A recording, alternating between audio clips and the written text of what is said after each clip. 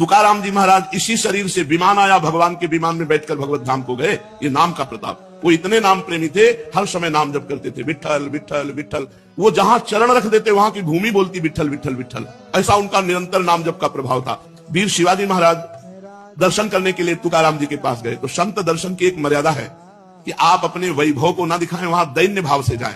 तो राजा होते हुए भी शिवाजी न सिर पर पाग, न चरणों में पादुका, हाथ जोड़कर सादी पोशाक पहनकर और 2 अंगरक्षक वो भी गेट में छोड़ दिए, अकेले जाकर तुकाराम जी के चरणों में प्रणाम किया।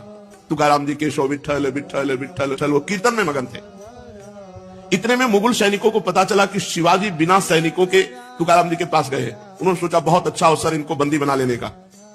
गुप्तचर लगे हुए थे, तुरंत सूचना मिली तो जो अंगरक्षक गेट में खड़े थे वो अंदर गए और कान में लगकर शिवाजी से कहा कि मुगलों को पता चल गया है कि आप यहाँ आ गए हैं, तुरंत यहाँ से हट जाइए नहीं तो आपको बंदी बना लेंगे।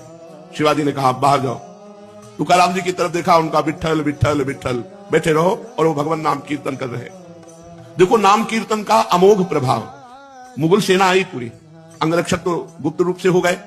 वो मंदिर में गए, केवल तुकाराम जी ही दिखाई दे, वहां शिवाजी दिखाई ही नहीं दिए।